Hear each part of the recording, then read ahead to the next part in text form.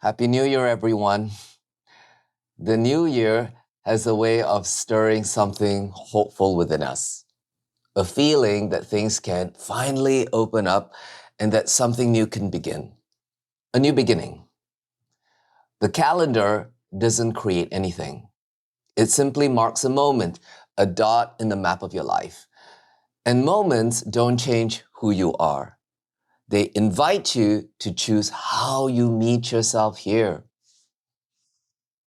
Christmas invited a remembering of what's already here, your aliveness, your worth, your innocence. The new year is about choosing. It's about growth and evolution and letting your humanity come through, about allowing what's natural and authentic in you to show up as care, helpfulness, and forgiveness.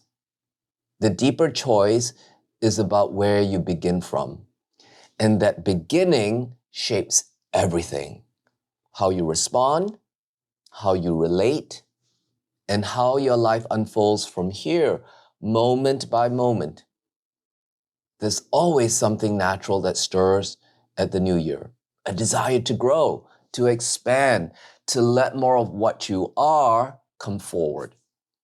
And while the desire to grow is natural and human, there's something important to notice. Growth, nourished by love, compassion, and willingness, feels light, even joyful. Growth, driven by guilt, stress, or the pull of old memories, feels heavy, strained, stressful, and often unnecessary. When change comes from the idea that you're not enough yet, it doesn't bring freedom.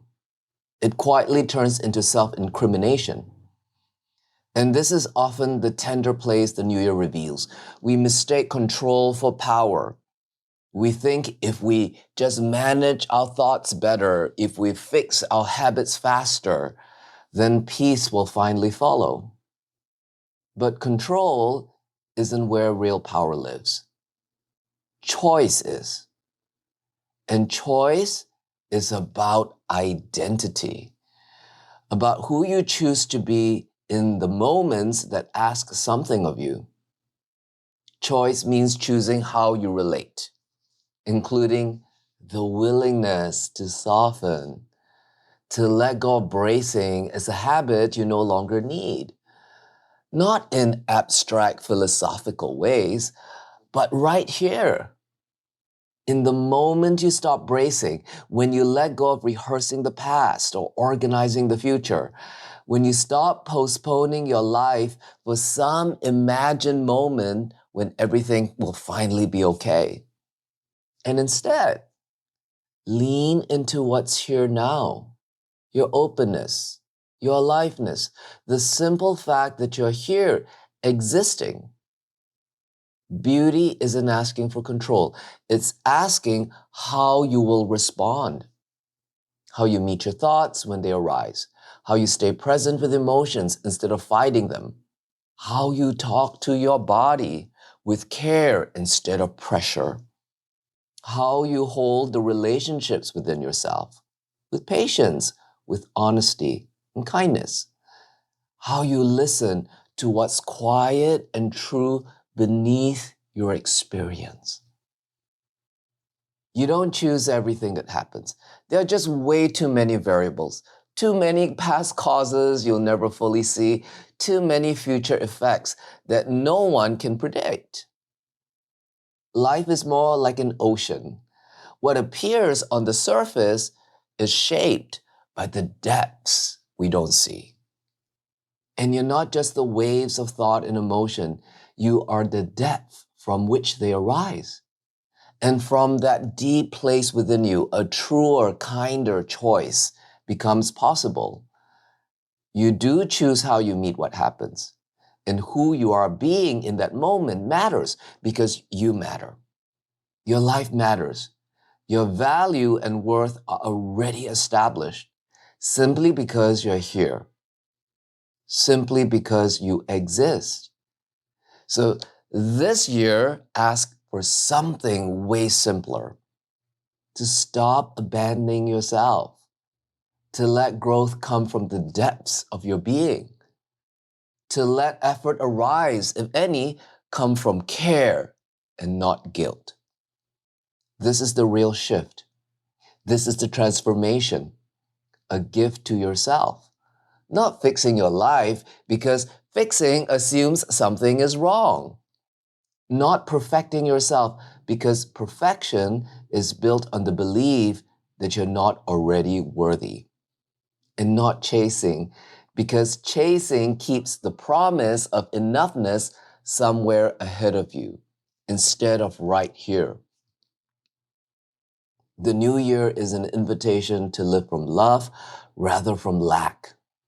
So this new year, choose where you live from pressure or from presence, from fear or from love, from woundedness or from wisdom, from old data or from zero. So instead of resolutions, what if this year began with a different kind of orientation? A willingness to stay, an openness to meet this year without rehearsing the past, a willingness to listen for something new and inspired, to let a different way of seeing, relating, and being reveal itself, to stay present when things are unfamiliar, to have a little bit more skin in the game of life, to stay honest without turning honesty into judgment, to recognize that we cannot see all past causes or future effects, and to gently loosen the grip of expectations, meeting yourself with kindness as you are. What if this year isn't about fixing your life, but unlearning the unsustainable habits of turning against yourself, of beating yourself up, of living from the past, and learning how to meet life anew as a fresh moment of care, honesty, and compassion? What if choosing again begins living from the depths of your being rather than on the surface, meeting thoughts and emotions without letting them define you? You don't need a new year to be worthy of peace, but you can use this year to stop arguing with yourself, to listen more carefully, patiently, to move forward more gently, to choose from what you already are and not from what you think is missing. So let that be the beginning, a return to what has always been here and a way of meeting life as it is. Happy New Year.